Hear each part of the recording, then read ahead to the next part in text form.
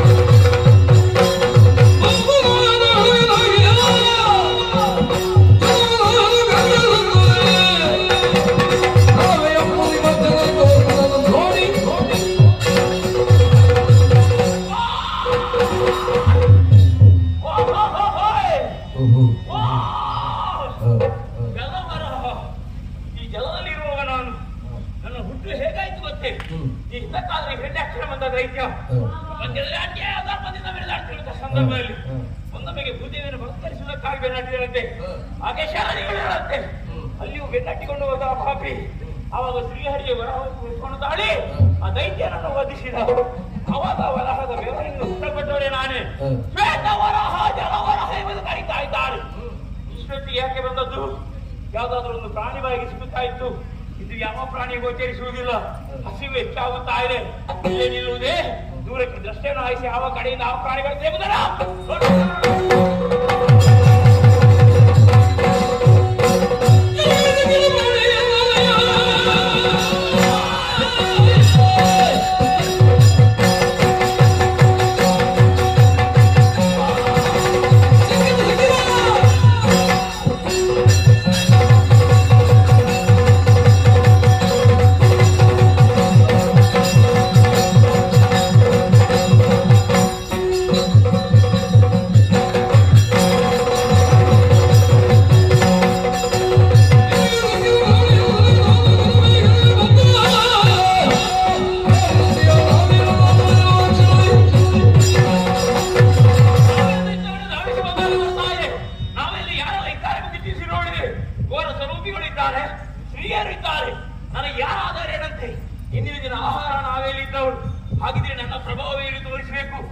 ಇಲ್ಲಿಂದಲೇ ಜಲವನ್ನೇ ಅಲ್ಲದ ಮಾಡಿ ಇರುವಂತಹ ಸ್ಥಳ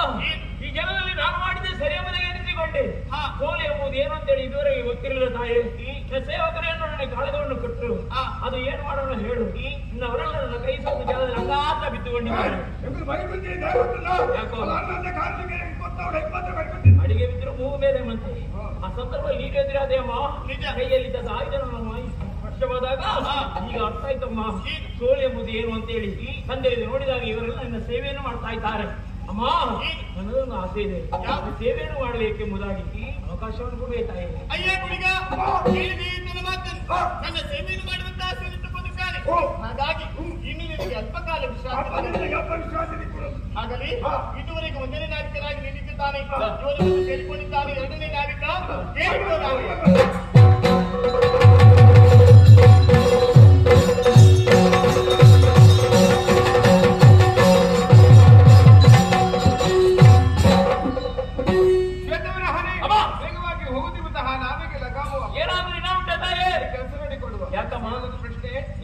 ನಾವು ಒಂದೊಂದು ಹೆಚ್ಚು ಹೋಗುವುದಕ್ಕೆ ಇಷ್ಟೇ ತಾಯಿ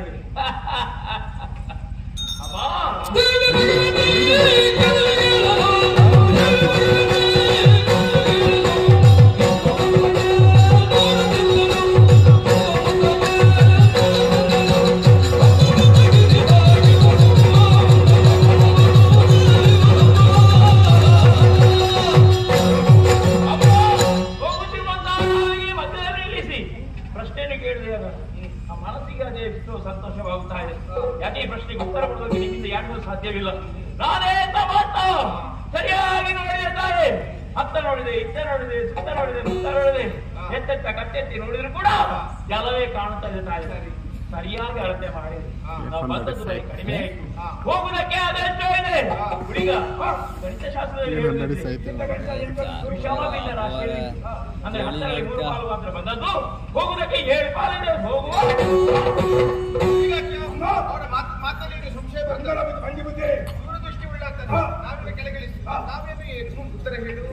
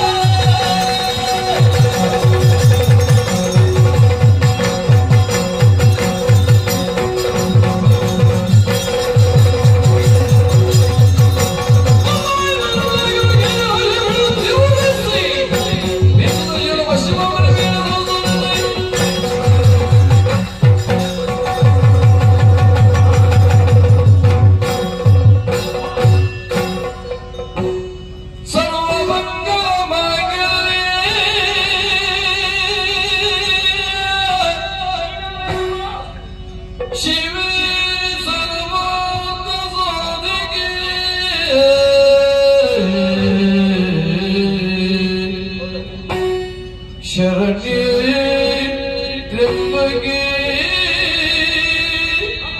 ಮಾತಾ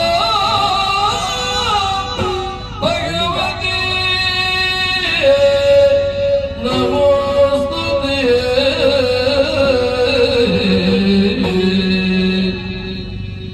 ಶರಣಿ ತ್ರ್ಯಂಬಗೆ ದೇವಿ ಶ್ರೀ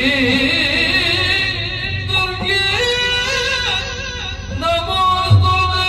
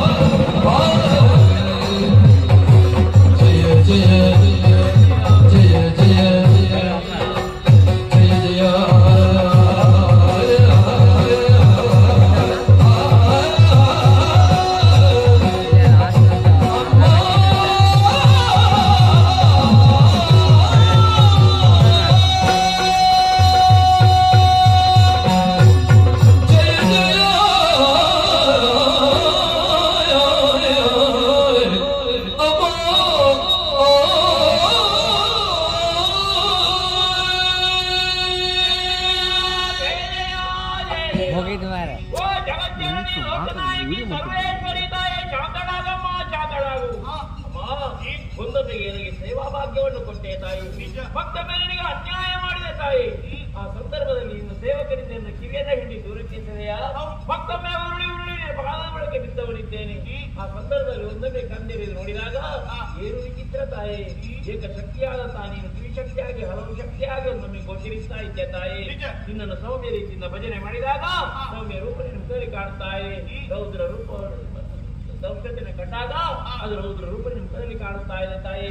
ಅಮ್ಮ ಭಗವತಿಯಾಗಿ ದುರ್ಗೆಯಾಗಿ ದುರ್ಗಿಯಾಗಿ ಭಗವತಿಯಾಗಿ ದುರ್ಗಾ ಭಗವತಿಯಾಗಿ ಕಾಣುತ್ತಿದ್ಯಮ್ಮ.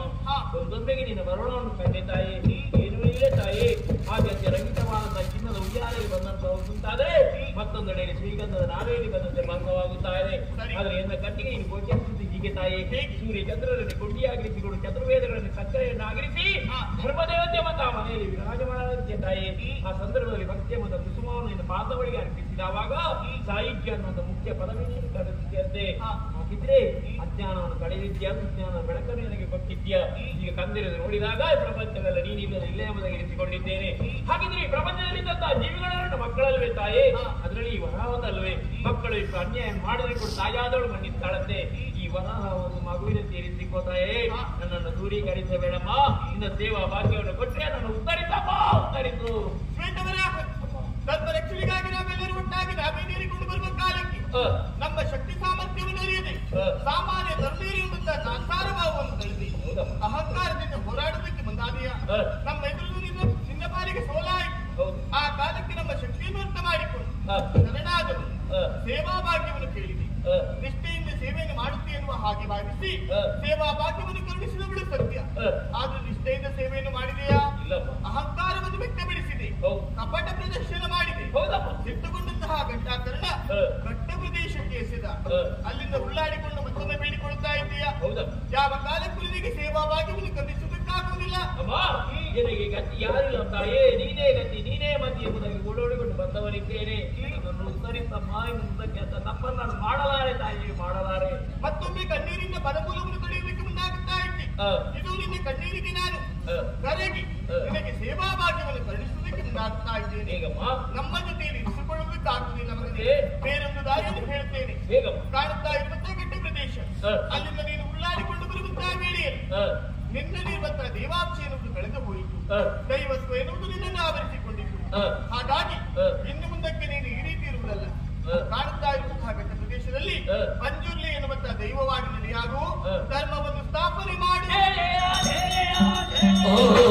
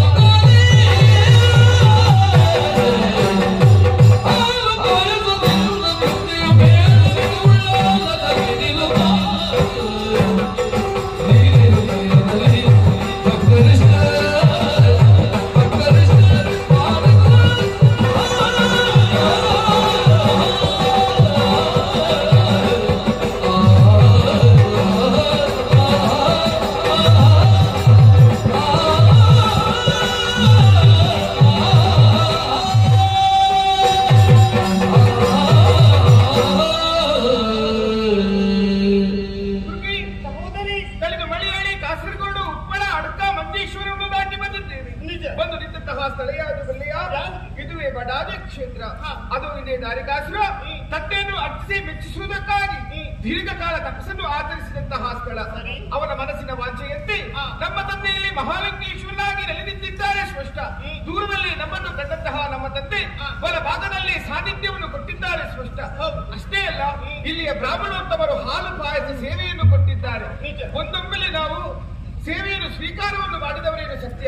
ಸಿಟ್ಟಿನ ಆವೇಶದಿಂದ ನಾನು ದರಗಿಳಿದು ಬಂದೆ. ಯಾಕೆ ಬಂದಿರಬಹುದು ಎನ್ನುವ ಹಾಗೆ ನಿನ್ನ ಮನಸ್ಸಲ್ಲೂ ಜಿಜ್ಞಾಸಿ. ನಮ್ಮೊಂದಿಗೆ ಗುಡಿಗಾರ್ತಿಯರಿದ್ದಾರೆ ಎನ್ನುವ ಕಾರಣಕ್ಕಾಗಿ ಇಲ್ಲಿಯ ಬ್ರಾಹ್ಮಣೋತ್ತಮರು ಭೇದ ಭಾವವನ್ನು ಕಲ್ಪಿಸಿದ್ದಾರೆ. ಅದಕ್ಕಾಗಿ ಆ ಸ್ಥಳವನ್ನು ನಾವು ತೊರೆದು ಬಂದಿದ್ದೇವೆ. ಮುಂದೆ ಮುಂದೆ ಬರುವಂತಹ ಸಂದರ್ಭದಲ್ಲಿ ಒಂದು ಗುಹೆಯನ್ನು ಪ್ರವೇಶ ಮಾಡಿದ್ದೇವೆ. ಆಯಾಸದ ಪರಿಮಾರ್ಜನೆಗಾಗಿ ನಾವೆಲ್ಲರೂ ಸೇರಿ ಒಂದು ಪರ್ಣ ಕುಟೀರವನ್ನು ಕಟ್ಟಿದ್ದೇವೆ. ನಾವು ಕಟ್ಟಿದಂತಹ ಪರ್ಣ ಕುಟೀರ ಪಾತಾಳಕ್ಕೆ ಹೋಗುವಂತಹ ಸಂದರ್ಭದಲ್ಲಿ ನಾನೇ ಕೂರ್ಮದ ಅವತಾರವನ್ನಂತೂ ನನ್ನ ಬೆನ್ನಲ್ಲೇ ಎತ್ತಿ ನಿಲ್ಲಿಸಿದ್ದೇನೆ. ಎತ್ತರವಾದಂತಹ ಸ್ಥಳವನ್ನು ಇನ್ನು ಭಕ್ತಕೋಟಿ ಸಮೂಹ ಕಡಿಲ ಎನ್ನುವ ಹಾಗೆ ಕರೆಯಲ್ಪಡಲಿ. ಆ ಸ್ಥಳವನ್ನು ತೊರೆದಿದ್ದೇವೆ. ಮುಂದೆ ಬರುವಂತಹ ಸಂದರ್ಭದಲ್ಲಿ ಎಂತಹ ಸುಂದರವಾದಂತಹ ಸ್ಥಳಕ್ಕೆ ಬಂದು ನಾವು ತಲುಪಿದ್ದೇವೆ. ಇದುವೇ ಉಳ್ಳಾಲ. ಇಲ್ಲಿ ನಾವು ಇಬ್ಬರು ಎಳೆಯ ಭಗವತಿಯರಾಗಿ ನಿಂತು ಭಕ್ತರನ್ನು ಪರಿಯುತ್ತಿದ್ದೆ ಎನ್ನುವ ಹಾಗೆ ಮನಸ್ಸಲ್ಲಿ ಸಂಕಲ್ಪವನ್ನು ಮಾಡಿದ್ದೇವೆ. ಅಷ್ಟೇ ಅಲ್ಲ, ಇಲ್ಲಿಯ ಭಕ್ತರೋತ್ತಮರು ಸೇರಿ ಔತಣಕೂಟವನ್ನು ಕೊಟ್ಟಿದ್ದಾರೆ. ಸಂತೋಷದಿಂದ ಸ್ವೀಕಾರವನ್ನು ಮಾಡಿದ್ದೇವೆ.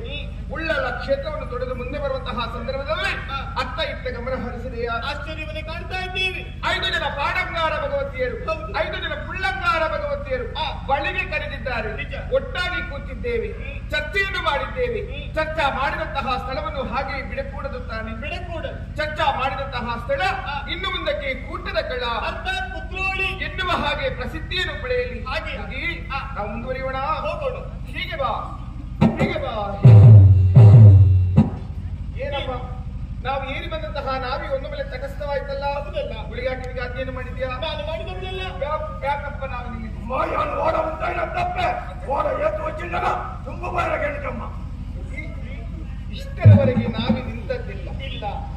ಯಾಕಾಗಿರಬಹುದು? ಹೌದು, ಏನೇ ಆಗಲಿ ಅದು ಅದು ಅದು ಅದು ಕಣ್ತಿರುವುದು ಕಾಣಬಾರದೆ ಸಣ್ಣ ಸಣ್ಣ ಸಸಿಗಳಿಂದ ಆವೃತವಾದಂತಹ ಪ್ರದೇಶ. ನಿಜ. ಏನಂತ ಕರೀತಾರೆ? ಲೆಕ್ಕ ಬಂದ್ಮೇಲೆ ಕೈ ಬಿಟ್ಟಿருந்து ಅರ್ಥಾತ್ ಸಸಿ ಹಿತ್ಲು. ಸಸಿ ಇತ್ತು. ನಮ್ಮ ತಿರುಗಾಟದಲ್ಲಿ ಇಂತಹ ಸೊಗಸಾದಂತಹ ಹೆಸರನ್ನು ನಾನು ಕೇಳಿದವಳಲ್ಲ. ನಿಜ. ಕೇಳಿದ್ರೆ ಮತ್ತೊಮ್ಮೆ ಕೇಳಬೇಕು, ಮಗದೊಮ್ಮೆ ಕೇಳಬೇಕು ಎನ್ನುವಂತಹ ಆಸೆ. ಅಷ್ಟೇ ಅಲ್ಲ, ಸಸಿತ್ವ ಕ್ಷೇತ್ರವನ್ನು ಕಳೆದಿದ್ದೇವೆ. ಅದು ಅದು ಮಾತನಾಡುತ್ತಿರುವಂತಹ ಸಂದರ್ಭದಲ್ಲೇ ನಮ್ಮ ನಾವೇ ದಡವನ್ನೇ ಬಂದು ಮುಟ್ಟಿದ್ದಲ್ಲ. ಹೌದಲ್ಲ? ಅತ್ತ ಕಡೆ ನೀರು, ಇತ್ತ ಕಡೆ ಮರಳು. ಇದು ಭೂ ಸ್ಪರ್ಶವನ್ನು ಮಾಡಿದ್ದೇನೆ. ಈ ದಾರಿ ಎತ್ತೋ ಸಾಗುತ್ತಾ ಉಂಟಲ್ಲ, ಕಲಿಯ ಅಂತೇಳಿ ಕರೀತಾರೆ. ಇವು ಮಾತ್ರ ಬಂದ್ರೆ ಹೊರಬೇಡ. ನನಗಂತವಾಗುತ್ತಾ ಇಲ್ಲ. ಹಾಗಿಲ್ವಾ? ದುರುಳನ ವದ ಪ್ರಕರಣದಲ್ಲಿ ನಾನೇ ಧೂಮಾವತಿಯಾಗಿ ಬಂದವಳೇನು ಸ್ಪಷ್ಟ. ನಮ್ಮಕ್ಕಿಂತಲೂ ಮುಂಚಿತವಾಗಿ ಕ್ಷೇತ್ರಪಾಲಕಿ ಧೂಮಾವತಿ ಇಲ್ಲಿ ಬಂದು ನೆಲೆನಿಂತಾಳೆ, ಭಕ್ತರನ್ನು ಪೊರೆಯುತ್ತಾ ಇದ್ದಾಳೆ ಎನ್ನುವ ಹಾಗೆ ಮನದಲ್ಲೊಂದು ಭಾಸ. ಏನೇ ಹಾಗೆ ಮುಂದೆ ಹೋಗೋಣ. ಮತ್ತೇನಾಯ್ತು? ಯಾಕಮ್ಮ ಹೀಗೆ? ಭೂ ಸ್ಪರ್ಶವನ್ನು ಮಾಡಿದ ಕೂಡಲೇ ನನ್ನಲ್ಲಿ ನಾನು ಬದಲಾವಣೆಯನ್ನು ಕಾಣ್ತಾ ಇದ್ದೇನೆ. ಜಾಬರಿ ತಾನು ಕಂಪಿಸುತ್ತಾ ಉಂಟು. ಹಸಿರು ಕೃಷಿ ಬಾಯಾರಿಕೆ ಸಿದ್ಧವಾಗುತ್ತಾ ಉಂಟಮ್ಮ. ಸೋದರಿ, ನಿನ್ನ ಮಾತನ್ನು ಕೇಳುವಾಗ ಆಶ್ಚರ್ಯವಾಗುತ್ತಾರೆ. ಯಾಕೆ? ತಲೆಗಿಳಿದು ಬಂದಿರುವಂತ ದೇವಾಂಶ ಸಂಭೂತರು ನಿಜ. ನಮ್ಮಂತವರಿಗೆ ಹಸಿರು ಕೃಷಿ ಬಾಧಿಸುವುದಕ್ಕೆ ಸಾಧ್ಯ ಉಂಟೆ? ಪ್ರಶ್ನೆ ಕೇಳ್ತೀಯ? ಈಗ ನನ್ನಲ್ಲಿ ಉತ್ತರ ಇಲ್ಲಮ್ಮ. ಮತ್ತೆ? ನಿನ್ನ ಪ್ರಶ್ನೆಗೆ ಕಾಲ ಬಂದಾಗ ಸ್ಪಷ್ಟವಾದಂತಹ ಉತ್ತರವನ್ನು ನಾನು ಕೊಡ್ತೇನೆ. ಯಾಕೋ ಏನು ಸಸಿದ್ದು ಕಳೆದಾಕ್ಷಣ ಕಣ್ಣಿಗೆ ಕಾಣದ ಭಕ್ತ ಕೈ ಬೀಸಿ ಕರೆಯುತ್ತಿದ್ದಾನೆ ಸ್ಪಷ್ಟ. ಇವನು ಇಷ್ಟು ಹೊತ್ತಿನಲ್ಲಿ ಈ ರೀತಿ ನನ್ನನ್ನು ಬದಿಸಬೇಕಿದ್ರೆ ಇವನು ಹೇಗಿರಬೇಕು ಎನ್ನುವಂತಹ ನೋಡುವಂತಹ ಹಂಬಲ. ನೋಡಬೇಕು, ನನಗೆ ನೋಡಬೇಕು. ಈ ಕ್ಷೇತ್ರ ಯಾರಿಗೆ ಸಂಬಂಧಪಟ್ಟದ್ದು ಅಂತ ನನ್ಗೆ ಗೊತ್ತಿಲ್ಲ. ಯಾರಾದ್ರೂ ಸಂಬಂಧಪಟ್ಟವರೇ ಒಂದು ಬಾಯಾರಿಕೆ ವ್ಯವಸ್ಥೆ ಮಾಡ್ತೀವಿ. ಗೋಳಿ ವೃಕ್ಷದಲ್ಲಿ ವಿಶ್ರಾಂತಿಯನ್ನು ಪಡೆಯುವ